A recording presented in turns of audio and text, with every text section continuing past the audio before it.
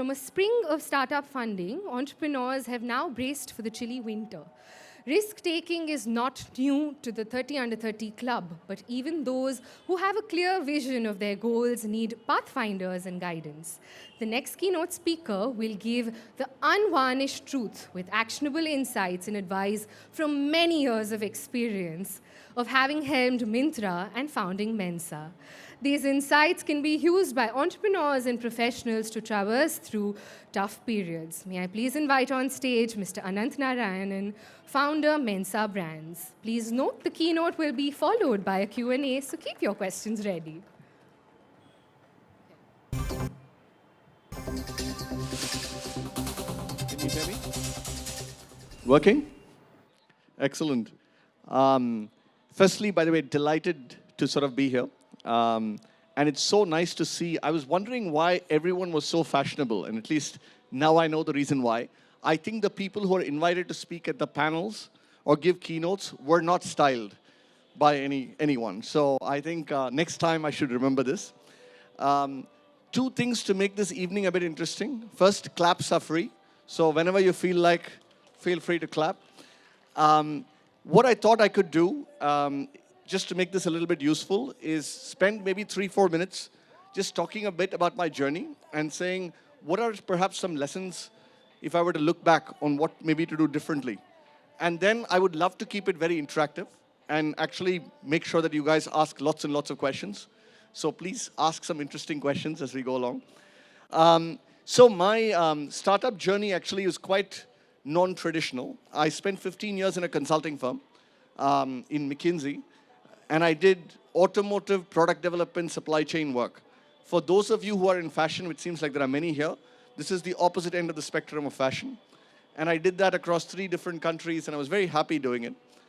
And you know, chance encounters like what you guys meet when you meet interesting people is what led me to my next journey.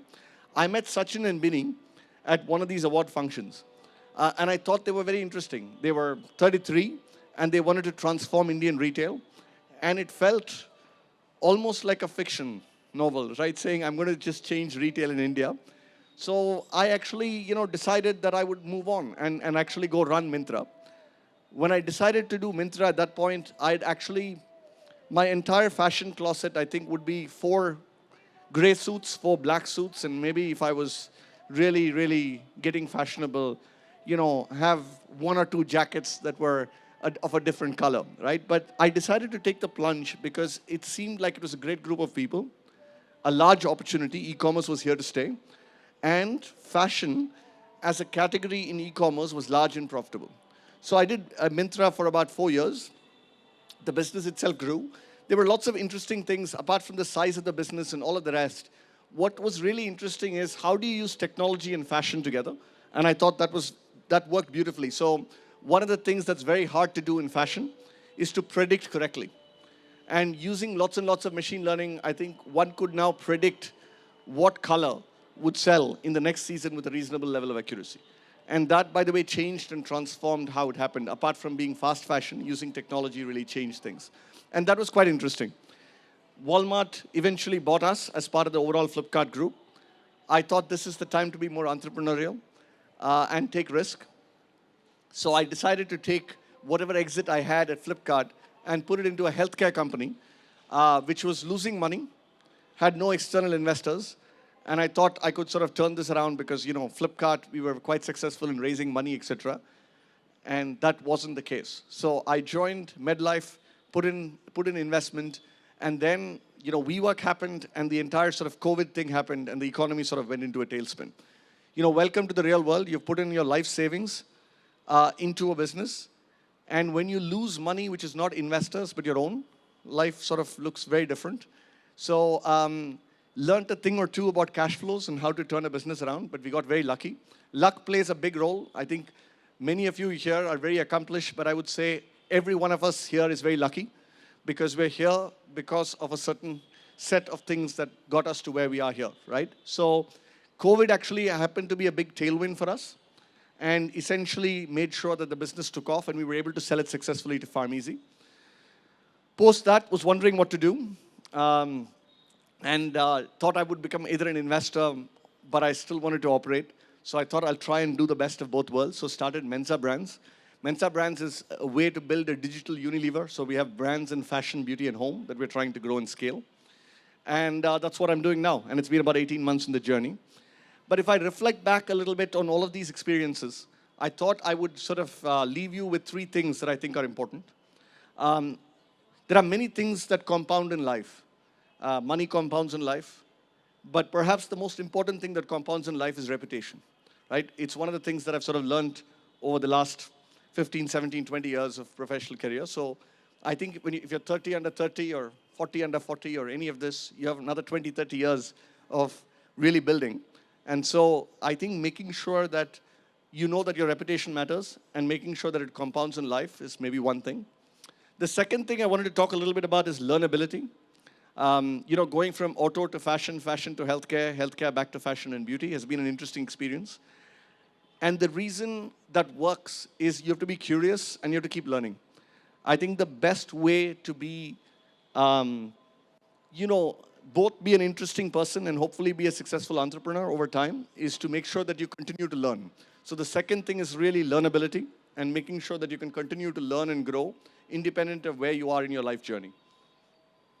I think the third, which I think is again very important, is surrounding yourself with people who are brighter than you, right? I think, again, makes a huge difference. If you're the smartest person in the room, it's a problem.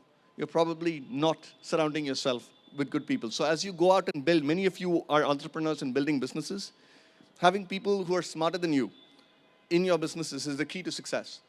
And I think, so wanted to sort of maybe leave you with these three, right? Which is, make sure that reputation matters, so reputation compounds both ways. If it doesn't do well, that also hurts you. Second, be a lifelong learner. I think you're already in a privileged position. Every one of us is in a privileged position. Continue to be a lifelong learner. And I think that's important for everybody to do. And third, never be the smartest person in the room. Make sure that you're actually surrounding yourself with people who are smarter. So rather than do a long, boring sort of speech and keynote and so on, I thought we could make it more interactive. So this is all I had to say. And I would love to sort of hear comments, questions from people, just to make this a little bit more interesting. Apparently the bar is open. Luckily it's a dry day, so there's only a few people at the bar, and everybody's still paying attention. But would love to sort of make it a little bit more interactive. And remember what I told you about the claps earlier? Feel free. Okay, so I'd love to take some questions or comments from various folks. All right, okay, this is good. We have a question. So sticking to the theme, if you are under 30 today, maybe let's say you want to start something, so which sector or what will you do? So I think the next 10 years are the best 10 years for India. So I think there are many things going in our favor. Digital infrastructure, whether it's UPI or Aadhaar, is really helping. Our demographics certainly help. So I think it's a very interesting time to be in India. I would say multiple sectors are interesting. Healthcare, I think, is one very interesting sector. And I think healthcare would be, is there an interference? Can you guys hear me? No, yeah?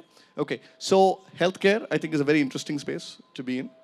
I think even despite the EdTech meltdown, I think building great education products and thinking about what to do there and figuring out a better way of learning is quite interesting.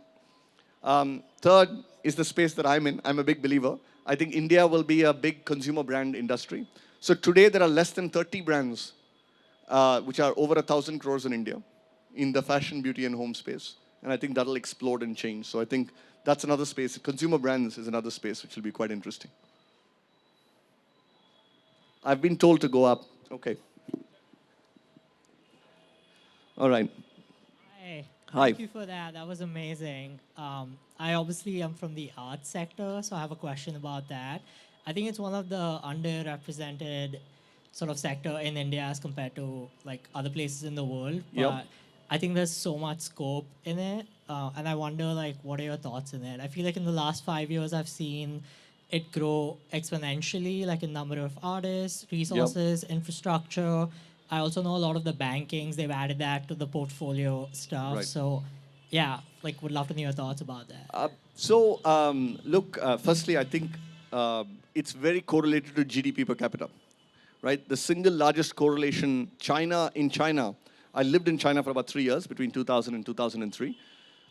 Art exploded when GDP per capita went from $2,000 per person to $5,000 per person. So I know it seems very non-art oriented, but the single biggest thing is discretionary income going up, right? When discretionary income goes up, these things start to happen. I think there are multiple interesting opportunities in art. I think there's lots of work being done with AI, machine learning, and bringing that and art together. I think there's very interesting marketplaces being put together to get artists and consumers together. Because I think there's a lot of friction in actually buying art. Most people are not knowledgeable. I think there's a business to be built on simplifying art for the common person. So I think that could be quite interesting as well. Other questions? Yep. We have a... Thank you. That was very beautiful. And I have a question. If someone is starting in the D2C space, is creating a consumer brand, what are the underlying foundations one has to work on? It could be operations. It could be... what do you think is needed first to lay a great foundation for a D2C brand before you start to scale? And if you could just give some tips or some challenges that you face. So, in my current role in Mensa, I've met maybe 750 founders, and we have about 23 brands. So I've met a lot of VC founders in the last 18 months. If you're building a brand, the first thing and the most important thing is consumer love and product market fit. For the first 20 crores of revenue that you make, if the product can sell itself, you've already won, right? Which is there's a lot of demand for the product. The quality of the product is great, and there's more pull, right? So without spending huge amounts on marketing, if you can actually build a high-quality product, and you have a digital trail of good consumer reviews and ratings, that's the first thing, right? So 0 to 20 crores is build a great product and have great consumer reviews and ratings, and make sure that there's pull for it. 20 to 200 crores, as you build and scale the brand, then all of the operational things become more important. Supply chain, product development, distribution, performance marketing, all become important. And then, life comes a full circle, which is if you want to build a brand from 200 crores to 2,000 crores, it needs to be a brand with real consumer pull. So then you need to again start investing dramatically in brand building as opposed to performance marketing. So there are people pulling for the product, right? The classic thing that we ask is, when you go into an Amazon or a Myntra or a Flipkart or a Nykaa, do you search for a brand or a category? Right? If your brand gets searched for, then you're starting to become more of a brand. Sorry, it's a more detailed answer than you probably wanted, but it's interesting because I think there is an opportunity to scale, and I think the phases in a brand's life are very, very different. 0 to 20, 20 to 200, greater than 200. Thank you, Dari. Sure. I think there's a question here. Hi. So my question is, when we are scaling the business, right? A lot of time we have seen the founders doing multiple things, right? They're facing multiple challenges. So my question is regarding that, what actually the founder should do when they are scaling their business, right? How much focus they should put into the funding, or they should put into the operations? Firstly, by the way, unfortunately, being a founder means you have to do a little bit of everything. I don't think there's getting away from anything. In the current environment that we live in, I think the most important thing that a founder can do is to build a sustainable business, which is going back to old first principles, which is a business that makes money with a certain amount of investment, right? And not sort of burn your way into glory. So I think it's important to sort of build a business, and therefore spending time making sure that the unit economics of the business are great and making sure it's a good product that consumers want is probably the most important thing. But the other thing I would say is if you're in a business which by nature is a large gestation period, I mean, I don't know, let's say you want to build rockets, right? You do need capital. And therefore, in that case, I think the primary role of the founder is actually to get the capital, right? So capital, talent, and making sure the product market fit is good is the initial 18, 24 months, right? So I don't think you can choose one. I think you have to do all three together, and you have to do all three well. That's why you lose a lot of hair as a founder. Thank you. Yeah. So I have two small questions. Yeah, sorry. Yeah, right up front. Yep. Yeah. So what kind of advice would you like to give for the companies who have been hit by recent recession? And the second is, as performance marketing is not performing well, what kind of advice would you like to give in terms of how to run a company in a more organic way? I think for founders who are hit by the recession, this is the best time to build a great institution. Hang in there. I think whenever you think life is really tough is when it starts to get better. I've seen it time and time again. So I think I'm an optimist by nature. So this is my third time I'm doing this. So, but I think life will get better, and I think the funding will come back. I think venture capital has a lot of dry powder. So I think they will have to invest at some point. And there is always in life more capital than good companies. So if you build a good company and you're a good founder, capital will follow you. I mean, sometimes, it's hard to sort of see that when you're going through a tough time. I think on performance marketing, it's a little bit of the same answer I spoke about earlier, which is, I think if you build great products with great reviews, there's pull for the product. There is a problem. I think there's nothing wrong with performance marketing. Nothing, right? However, really pushing growth only through performance marketing is a very unsustainable way to grow. If more than 50% of your revenues are not coming from organic traffic, then you have a problem, right? And now it can vary by stages. There's maybe 3 months you invest, etc. But I would really urge anybody who's doing performance marketing to basically come back and say, is the organic to paid share the right one? And are you really creating consumer pull? Because if you're not really building a business. You're building a subsidy. You can give a subsidy in two ways. You can either discount the product, or you can give performance marketing, right? They're both the same thing, two sides of the same coin. Thank you. Any more questions? Yep. Hey, Ananth. So life for all of us is full of challenges as for most people. So if you could just share a couple of maybe war stories from your time at Myntra or Mensa, that would be great. Yeah, so there are many war stories, and one is actually in MedLife. So as I said, I put money into the business. The business was a 50 crore a month type business when I joined, and we scaled it to about 100 crores a month. But we were still losing, call it 20 crores a month, right?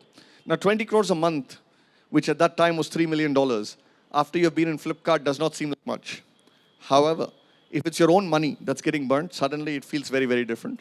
So there was a period when, frankly, my other co-founders, Prashant and Tushar and I, had to give personal guarantees and essentially get debt in order to get the company to continue going. And that was a very low phase, right? Because, you've gotten off a high, you basically feel like, how can you not be able to raise $20 million, right? And it's not you, it's the circumstances. And it takes a lot of effort and a lot of heartache before you come to that realization. But I think that was a very tough phase. And I think one of the things that helped me get through it is, one, have interests outside of work. I think in my case, by the way, we have like 3 kids and 3 dogs. And so, it's quite distracting. And so it helps. And so therefore, you don't equate work equals life, which is very easy to do when you're a startup entrepreneur, because that's all you do. And I think that's very important in my mind, I think, to separate work and life and make sure that you have interests outside of work, because that's the only way. It's a marathon. You're not going to build. I think there are always these success stories, but 99.9% of them is what you see on social media is not real life, right? So I think making sure that you have interests outside of work so you balance it out is really important as you go through tough times. And Flipkart, by the way, believe it or not, always used to run out of money. I mean, it was just larger sums of money, but, when you were burning a lot more. So that was also stressful. Hello. Yeah, over here. Yep. Yeah, to your, yeah. Yep. So Sorry. you said about 3 things, and one of those was reputation. Yep. And how does reputation compound, and why do you think it is so important? Yeah, so reputation is about how you treat people, primarily, right? How you treat people. People can be employees who work for you. It can be co-founders. It can be investors, right? I think having a reputation of being fair to people is important because it carries through. I'll give you an example, right? So, look, there are folks who have worked with me at McKinsey, who sort of worked with me in Myntra, who then worked with me in MedLife, and now are with me at Mensa. It starts to build a tribe of people, and therefore you're able to attract talent, right? Or over time, the reason it matters is it's actually very hard to find great talent, and very hard to convince great talent. And great talent doesn't come only because, you pay somebody money. They come because they think you'll be looked after, your career is great, and they actually more or less always go by what do their friends think about the company and the person they're going to work for. So that's why reputation compounds, because everybody does a ref check, right? Just like you do ref checks when you hire somebody, I, by the way, do ref checks for every investor that we get on the cap table, right? And I'm sure they do lots of ref checks on me, right? So it's important. Therefore, I think it's very easy with 5 phone calls to find out. Therefore, assume that it'll be found out. And if you sort of know that and sort of it that way, you have lots and lots of interesting things that happen, right? So, look, our head of investments at Mensa is a guy called Aniket. Aniket used to be a business analyst at McKinsey. He did one project with me in 2010 or 11, right? And then he went off and was in Colombia and did all sorts of good things, right? And I sort of didn't stay very much in touch. We spent 1 week, right, on a project together. But it was a very stressful sort of project, and it went well in the end and whatever. But when he found out that I was raising, and doing this business and starting Mensa, sort of reached out. And he's been one of the best people to get onto the founding team at Mensa, right? And that happened because of that 1 week experience. Now, you could be transactional about the 1 week, or you could be relationship-based around the 1 week, and how you treat people matters. And, when you have a startup, how you get people into the company matters, and how you let them go matters. You're always going to have to let go of some people at some point of time. Whether you do it with dignity, whether you do it in a way that's supportive, and whether you make sure that they land well. I think all of those are important. So both entry and exit are 2 important aspects of reputation building in a startup. All right, last question maybe. I think I'm more or less out of time. Okay. Yep. Oh, there's a couple of questions. The back.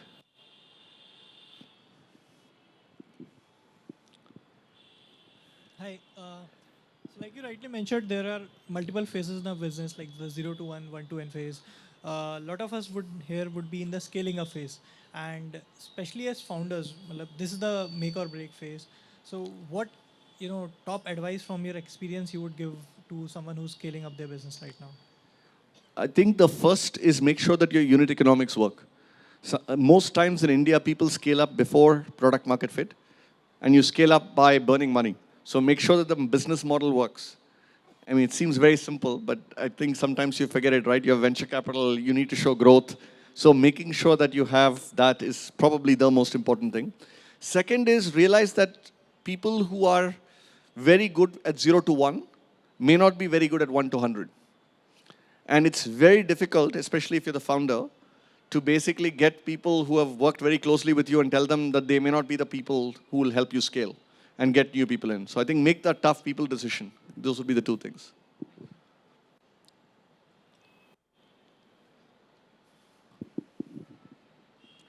Okay, last question back there.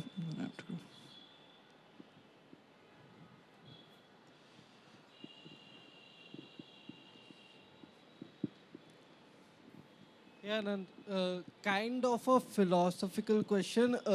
Few days ago, Paul Graham tweeted that there's a founder who cold emailed him by saying that, hey, I don't know if my market size is big enough. I don't know if I'll get a product market fit, but I really want to try it out. And PG was like, you know what, just because of that email and just because that founder was at it since the last 8-9 months, he backed him and got him into YC. I wanted to ask, what role does grit play in building a company? How, how do you balance grit versus PMF versus market, whatever, right? Like, yeah. Belief versus market. How do you manage that balance? Yeah, I think it's very hard. I would say there are 2 things that matter early on. I think first is the founder, and the second is the market size. And I think both are important. But I would say founder first, especially if you're starting off from 0, right? I mean, because, frankly, you can change what you're doing. So looking at a founder, their resilience, their grit is probably the most important thing that venture capitalists or even angel investors look for when you do it. The reason why a large market is important is simple. You're going to work your ass off anyway. You might as well get a large outcome at the end of it. right? I mean, if you're going to work in a very, very small niche business, maybe it'll do well, but it'll take the same amount of effort and same amount of grit, same amount of resilience to get to a much smaller outcome. Therefore, having a larger market helps you make mistakes easier because you can pivot and still a large market. But I would still say founder and founder quality is probably the most important thing in early stage. Okay. Thank you, folks.